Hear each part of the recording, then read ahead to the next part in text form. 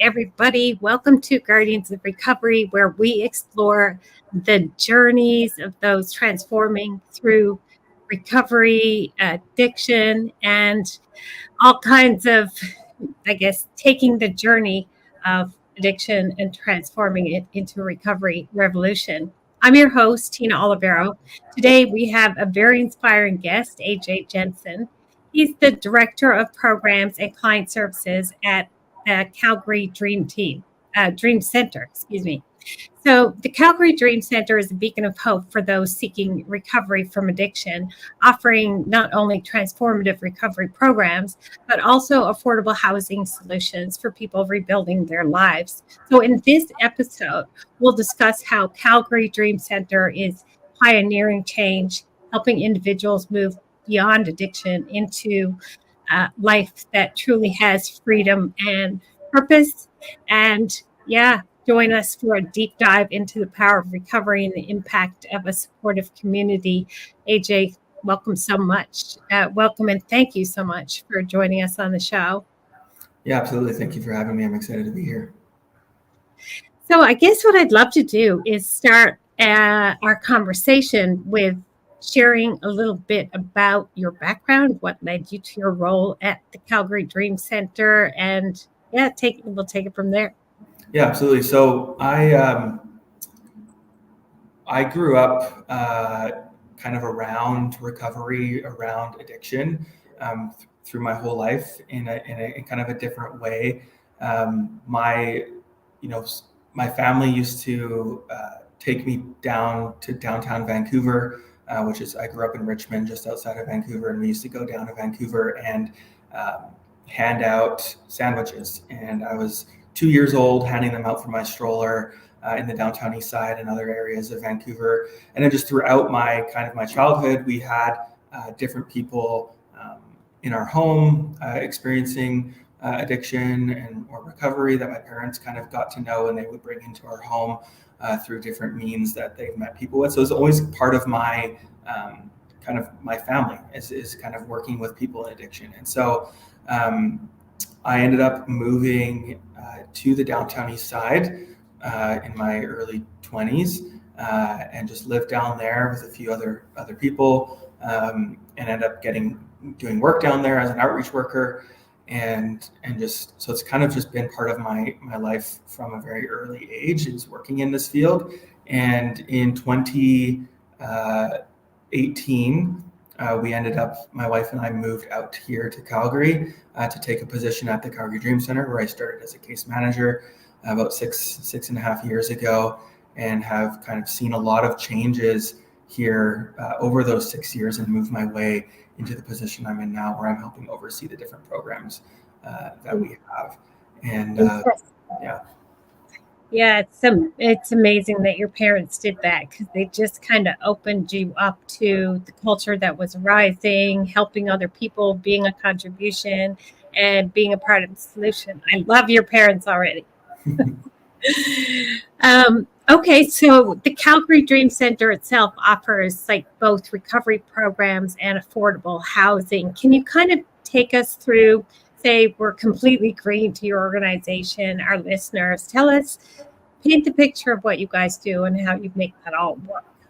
Yeah, so we have kind of three different variations, or 3 or 4 different variations of our programming. And so the simple answer is we have an extensive continuum of care. And what that looks like is, so when someone first comes to the Dream Centre looking for help in a variety of different ways, often they're being referred from other organizations or from detoxes, or they're self-referrals coming in, just walking off the street and doing in-person interviews and applications. And when they do that, they have a couple different options. They can apply for our program, which we have a 90-day recovery program.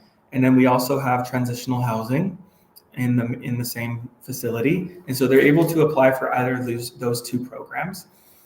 We also have housing throughout the city. So we have 40 plus properties all over the city that house people kind of in that continuing care, that second stage programming. And people can access that housing through the Source, which is an organization in downtown Calgary, but also through our other services that we offer. And so ideally, what it will look like is someone will come into our 90-day program, complete the 90-day program, and then move into our transitional housing program that is a continuation, really. And it allows for more independence, but there's still structure, there's still accountability, and they're able to stay there for up to a year before moving into our housing that is throughout the city.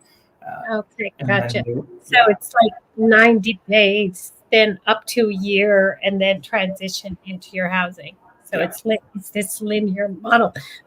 Excuse me. And what about detox? Do they have to go to detox first? Yeah, they'll be required to detox prior or having 5 days of sobriety before they're able to access the services here.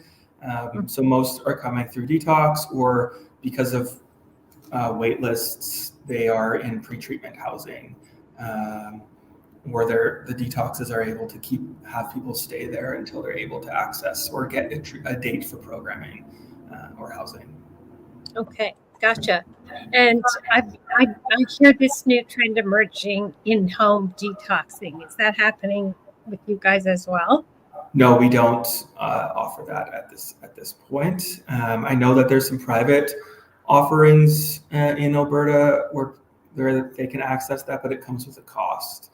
I haven't really looked into the cost of it, but I mean, some people will do that on their own. That's definitely not recommended,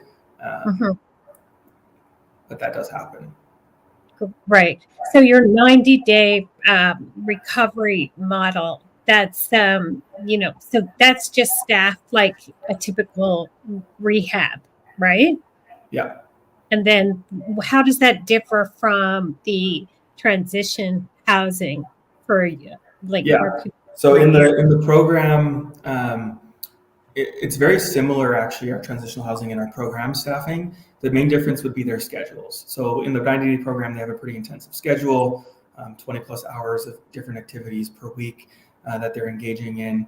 And then they have a worker that they're working with one-on-one and in groups and different things like that. And then from there, they can move into our transitional housing, and they continue to have a worker, a case manager that they work with.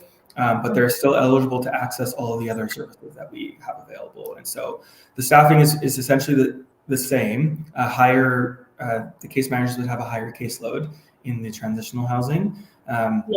But they're still, they're able to access, and the focus is different. It's more on kind of more the next steps, obtaining employment if they're able, education if that's something they're interested in, or we encourage volunteering if they're not able to work or pursue education at that time, and kind of guiding them and supporting them. And then they're able to kind of move more throughout the day, have overnight passes if they're requesting that, that are safe for their recovery. And then there's overnight staff for both of those programs 24/7. Most interesting. So let's go back to your 20-hour plus programs per week, which is an area that you're in charge of, right? Yeah. Programming. Okay, take us through that. What does that look like? What do you offer a person in those 20 hours a week? Yeah. So we every morning starts off with a time for journaling. So after waking up and having breakfast, there's an opportunity for journaling that is all done together. From there, we move into a program called Reimagine. So we're a faith-based organization, and that's kind of the main kind of piece of our faith-based, other than staff operating from that perspective. But Reimagine, what it is, it's looking at wisdom literature through the book of Proverbs, and there's 31 chapters in the book of Proverbs. And it's generally 30 to 31 days in a month. So whatever day of the month it is, that is the proverb that will just be discussed. And it's very discussion oriented, dialogical. It's just, we read through it and then open it up. Hey, what stands out to you? How does this apply to your recovery? And we just create discussion around that. From there, we move into psychoeducational classes that pertain to a variety of different subjects: mindfulness, emotion regulation, distress tolerance, interpersonal effectiveness, relapse prevention, what is addiction. We have some peer-led classes as well from staff that are in recovery that have a desire to teach. And so they've created some classes where it's a lot of just discussion. In the afternoon, it's either some more psychoeducational classes, or we do some peer process groups where people are just able to share kind of how they're doing, what they're feeling, what's been going on, and then offer feedback to one another as well in what they're hearing. In the evenings, there is a variety of different 12-step groups that are available. So we offer AA, NA, CA. Then we have our alumni meeting as well that people are able to attend to while they're in program. And then people are able to attend off-site 12-step meetings as well if they would prefer that. And then throughout the day, there's some free time. Every person in the 90-day program receives a gym membership. There's a gym directly next door, so they're able to use that during their free time. And we also do equine learning, so working with horses, practicing mindfulness. We do Muay Thai and kickboxing. We have a woodshop program, and we do an integrated community drum circle as well. Nice. Yeah. Sounds great. So, all of this at this point, this is not low barrier or no barrier. This is complete sobriety, right? Correct. Yeah. Yeah. So, what happens if someone happens to relapse? Yeah, we take that on a case-by-case basis. It can look very different in the program versus the transitional housing programming, just due to the nature. So if substances are brought on site into the facility, then it would be a discharge at that point. And of course, we offer supports. We always call, their support people if they're open to that, if they have given consent, to make sure that they can get into a safe environment. We call the detoxes that we have a really good relationship with to see if we can get them in there as soon as possible. And then they're able to reapply, and we would welcome them back. There's no bridge that can really be burned with us here.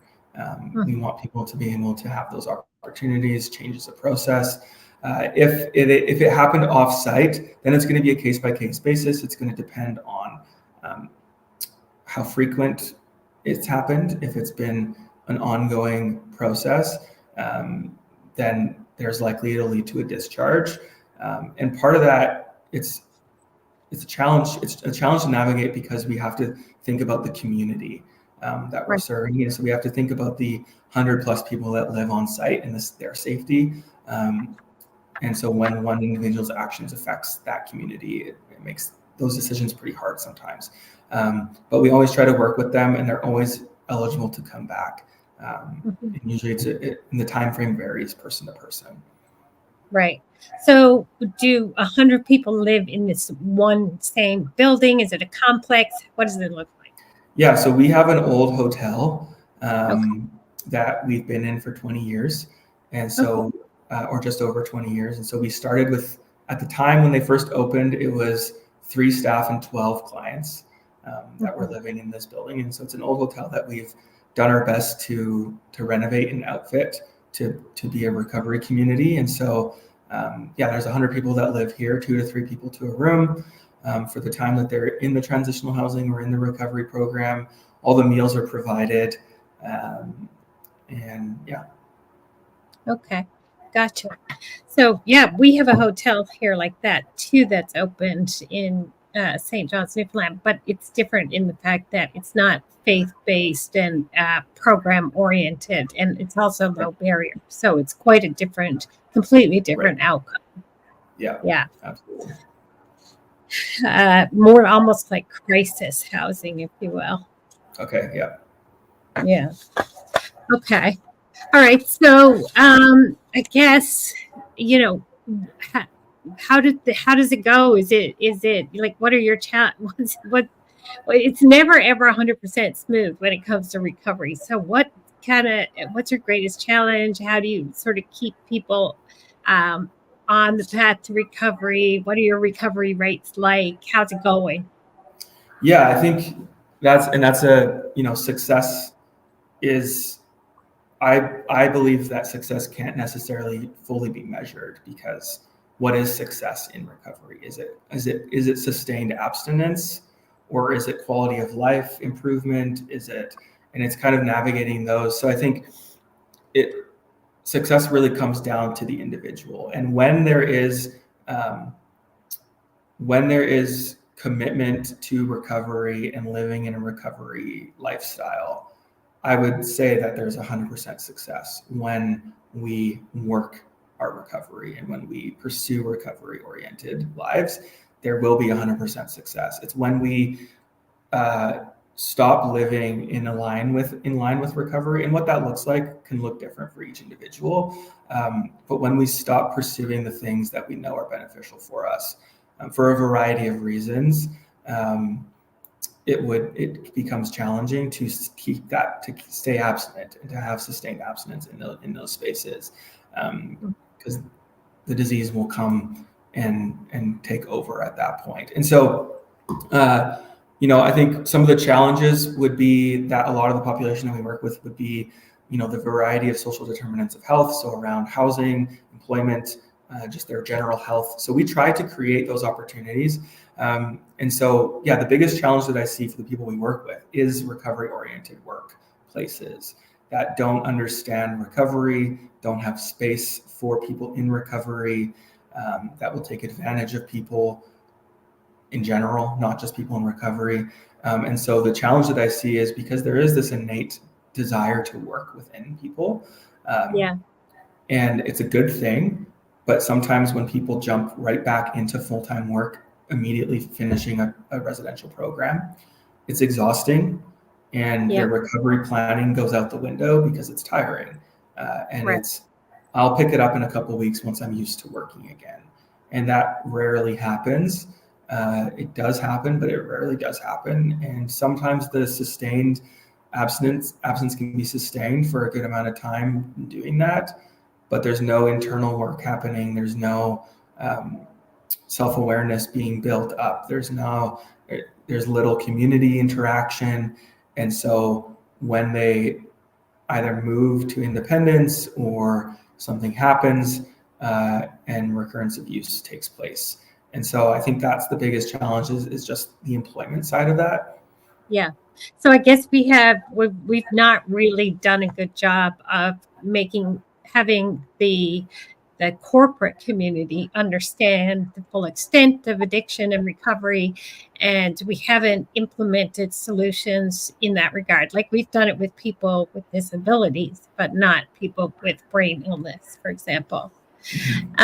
That's precisely why we created the Recovery magazine, was because we wanted to create something that, no matter what, people could master the digital world. They could master writing, video, photography, production, digital assets, digital collateral. And in any facet of that business, you pretty much learning that you could succeed in any facet of the digital space. Not to mention the fact that it's relevant because it's about recovery and it's about them. And people could actually place themselves within that transformative work experience and excel. So that's one of the solutions that we've come up with. And also things like podcasts like this, where they can get involved and they can start generating podcasts, inviting guests, doing interviews, and all of that, which I think is, like you said, the future. And social media, communications, dissemination, for people who are interested in that, that's great. And then if not, well, we'll have a organic garden, or like you guys have woodworking and other programs. So being able to match someone's passion and their purpose with something, I think, is key as well. Absolutely. A lot of times people don't even know what that is until they try out a bunch of different things. Yeah. And a lot of people go back to what they know. And those aren't always the safest environments for them, unfortunately. Yeah. So exactly. learning about themselves and what other opportunities are there is really important. And that's one of the things that we're really working towards in our transitional programming, is the vocational training. Do you have partners of our 80? Yeah, we're working on creating some of those partners, and we have some already that come in. But even within our own space, so of our 80 staff, around 20 plus have come through our programming, and whether they work in our recovery support team, which is helping out with intakes and security and those sorts of things, or whether it's our maintenance team, our facility care team, our kitchens team, even some of our case management team. Program team has come through the programming in the past and then pursued education, and so that's a high value of ours, is that vocational training piece where we can offer people employment while they're also continuing to heal. So engaging in recovery workshops, classes, meetings. Recovery in charge is a language that we use a lot here, and so the staff are all invited to attend the Reimagine class, or there's a morning check-in that happens for the transitional residents, or the alumni meeting, or any of the 12-step meetings. If they're on shift during any of those things, they're welcome to attend those during their shift. And so because that understanding is really important in early recovery, especially, hey, I need to go to a meeting today. Is it okay if I take off early, or can I come in late because we want to support that. And so I think that learning that balance early on is so important, and then creating partnerships beyond here for those people to move into full-time employment elsewhere is really important. Right. Got it. And how many of your staff, you said you have 80 staff, how many of them have lived experience? They've gone through the recovery process themselves? I would say that 100% of my team that works in the programming and the transitional housing, or sorry, not 100%, almost 100% of my team has gone through the recovery process in one way, in one shape or another. I'm not entirely sure the remainder, as far as some of the administrative staff or some of our affordable housing staff. I don't have the numbers on that, but probably close to 50% of them as well, in some way, or some connection through family who have gone through their own addiction or recovery processes, where they have that kind of connection to recovery. Yeah, because as we're, I'm in the process of putting together an expression of interest for sober living homes in Newfoundland, and I'd like to have house captains that have extensive recovery experience, at least 5 good years under their belt, that they can really oversee an operation like this. Absolutely. No, I think that's really beneficial, to have people who, whether it's direct experience themselves or just because they've walked through it with their family. I think having that understanding is really important. Yeah. Having gone through it myself, and understanding every single loophole that my son fell through and every single challenge.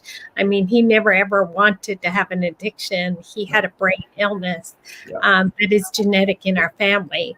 And once we start from that place, and we've realized any of his actions was indicative of his brain health or inaction, or his status of his brain, you could look beyond the substance and just see something in his brain was not working, obviously. Absolutely.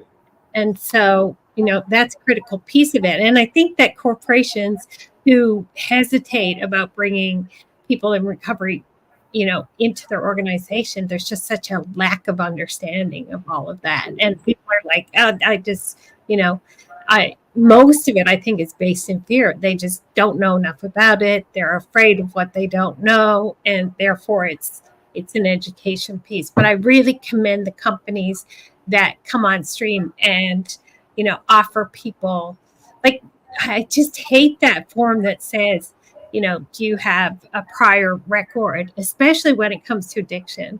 Because most crimes of addiction have to do with stealing to support the addiction or stealing for food. And it's not something they did before, and it's not something they do after. So it's totally different than violent crime, for example, consistent violent crimes. And I think it needs to be treated differently when it comes to the workplace. Absolutely. And understanding the way that the brain with addiction functions differently, and recognizing that there's a lack of behavioral control element, that so people don't have a choice necessarily over everything that they're doing when they're in their active addiction. Yeah. Because that addicted brain is taking over in those spaces. And a lot of people, I think, earlier when we were talking about people who are struggling with work, a lot of people don't recognize or don't realize that addiction or substance use disorder is protected under the human rights as a disability. And so you can't, if someone has disclosed a substance use disorder and it's doctor verified, acknowledged, we cannot let people cannot be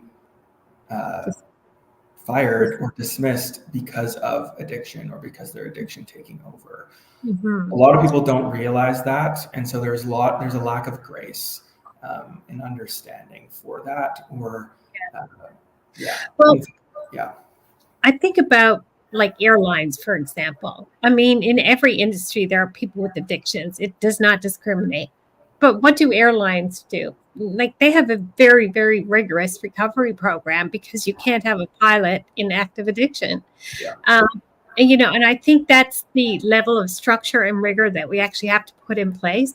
And my background is in the oil and gas industry, and one of their primary safety protocols is zero incidents. And what does it take not to have an accident in a mega project, for example? These guys do it every day, these people. And so it's a matter of wrapping your head around it, creating an infrastructure, making sure that that goal is met no matter what. And we can have those same levels of goals when it comes to addiction and recovery as well. It's like no person left behind. The path to recovery is articulated so powerfully that we're not losing, we're not where we are today, which is a drug epidemic, really. Yeah. But we're actually rehabilitating people back to productive places. Absolutely. And I think destigmatizing it in the workplace is so important as well, because if you have that clear path of recovery outlined and available to people, you're less likely to have those negative outcomes, because people will come forward when they're struggling rather than disappearing or trying to not get caught, which then can create an unsafe situation or a frustration within the employment. But if you have that, if it's destigmatized and recognized as something that a lot of people experience in a variety of forms, hopefully people will be able to come forward and say, hey, I'm struggling. I need this process. I need to go down this path. And they'll be supported instead of falling off because they couldn't be honest or didn't feel safe. Yeah, precisely. Exactly. You guys have a lot of innovation in your recovery programs. Can you share with us some of your innovative approaches? Give us your best tips, your ideas and solutions as we embark on our sober living homes, or loving homes is what mine are going to be called. How to share your wisdom with us. Yeah, I think some of that innovation is that employment piece that we're working towards. Right. And so, because that's not something that's commonly done, a lot of it is like housing and recovery spaces, which are both extremely important. And you need those, but also having where are people going to go after their programming, and what about work, and how, and especially people who have a criminal record, which a lot of persons with addiction have. So how are we supporting them afterwards? So I think that's something we're doing and we're working towards enlarging. The other innovative piece I would say is, just as a faith-based organization, our desire is to bring in the best of faith, best of spirituality, and the best of science, and bring those both together. They're not, they don't have to contradict or have to be opposed to one another. And so we're always trying to bring in, new new ideas, new aspects of programming, new classes, because the science is changing and there's always new things coming out and new evidence-based practices and kind of with more successful outcomes. So bringing in those things, I think the biggest thing, or something that I'm really enjoy that we do, is really bringing in the people we're working with into the discussion. And so making it a collaborative environment around policies, around programs that are being offered, getting the input of the people that we're serving and bringing them into it and sharing the direction that we're going and getting their input. I've been working for a long time on our new handbook. And so early on in that process, I invited a large, around 15 or so of our alumni and present clients that were displaying strong recovery. And we started meeting every couple of weeks and just asking questions. What is recovery? What is freedom? What is a life worth living? What is connection? These values that we have as an organization, asking their perspective, taking that and creating the values that we have as a community. So they actually created our values, a longer list than what would be on our website, Right. and our philosophy statement as a community, kind of bringing them into it, and then utilizing the skills and the assets that clients have or that our residents have, because we have teachers, we have accountants, we have a variety of skills that have come through our programming, and they have things to offer, which then gives meaning and purpose. And so I think the biggest thing is utilizing the community. Is in the therapeutic community world, they talk about community as method, and I think that's an extremely important piece to any programming, is that pro-social living, community as method, bringing it back to the community. The staff, not all staff are here 24/7. The community knows more of what's going on than the staff do.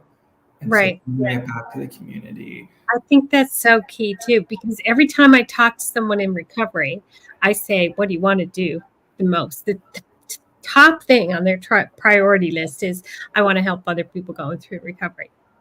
And okay, well, what does that look like for you? Well, in the past, I was, working as like an accountant, or I was working, and, I'd like to take that and apply that. So it's not like that's who I was in the past. It's who I was in the past.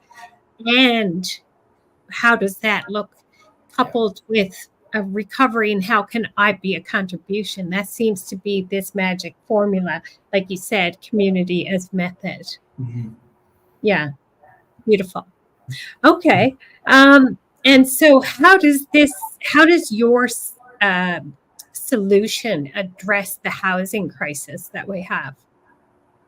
Yeah, well, we have in our transitional housing, the individuals are trying to get back on their feet. And a lot of people don't have the means to afford market housing, or because of their addiction, there's debt, or there's child support payments, or a variety of different things that are preventing them from moving forward and being able, even though some of them have high-paying jobs, there's still a lot of barriers. And so I think our housing helps alleviate some of those barriers, recognizing that there is a barrier, which is recovery or abstinence being required. But it meets the need for those who are looking for recovery and who want safe recovery housing, because a lot of affordable housing is not recovery oriented. There's active using or offerings of paraphernalia that can be triggering, or they're located in areas that are unsafe environments for people in recovery.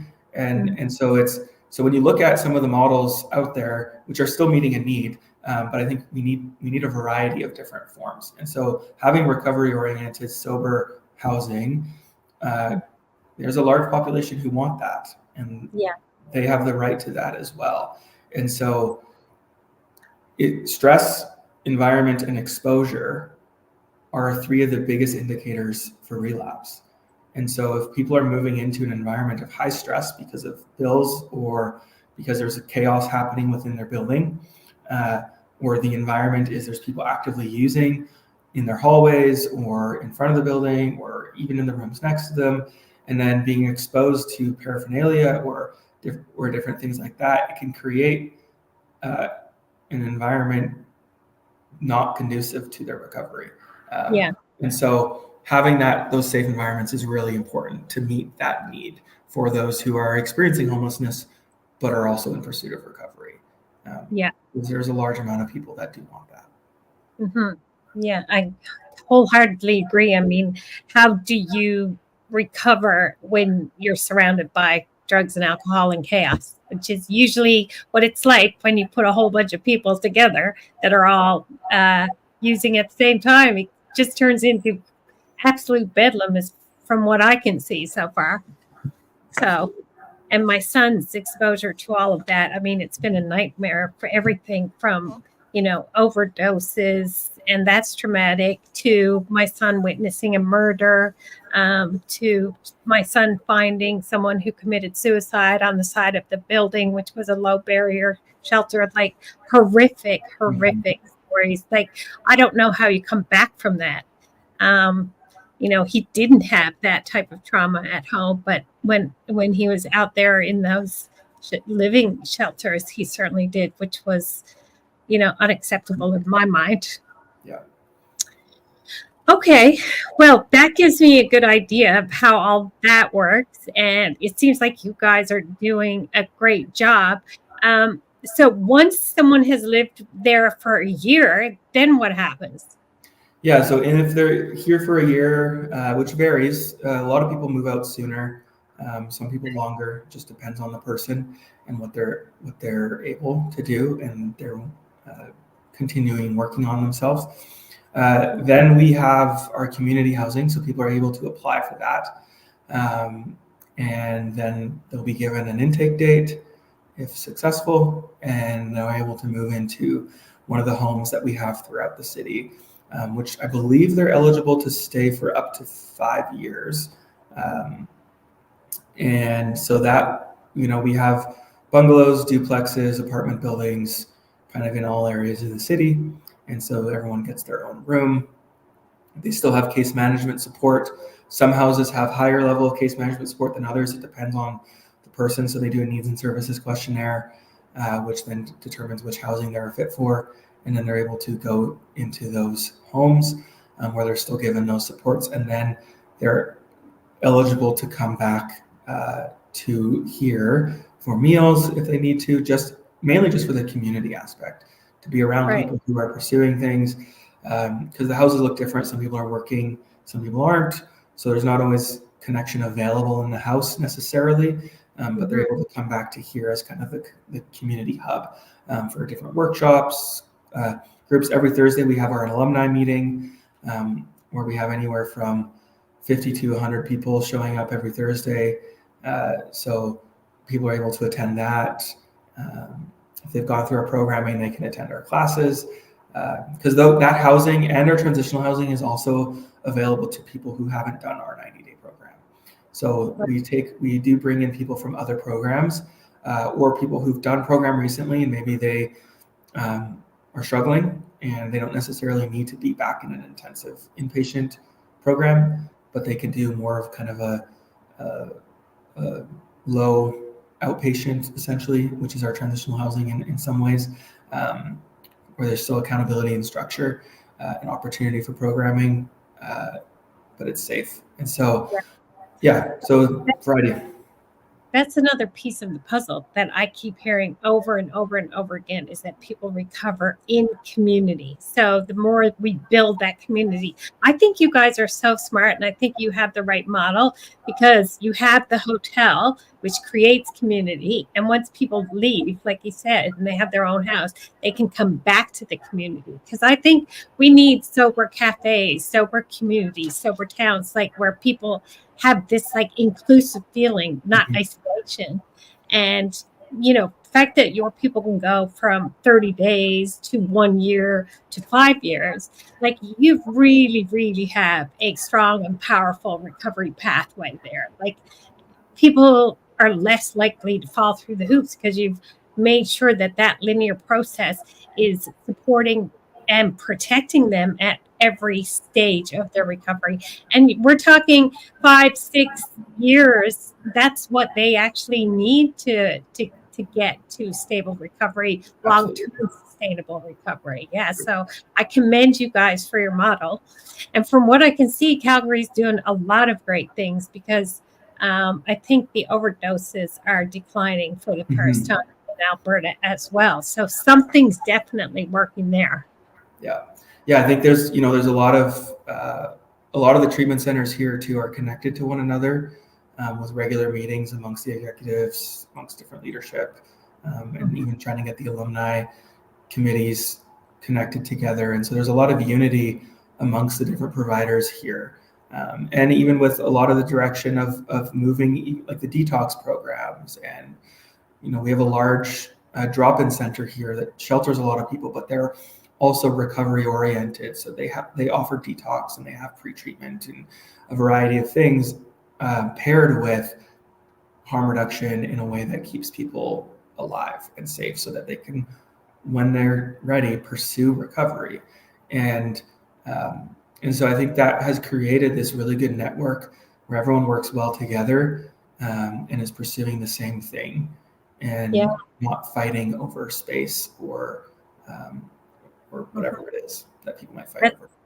That's fascinating to me because I think when you have a sober homes providers network, you guys are all tied in. You're sharing best practices.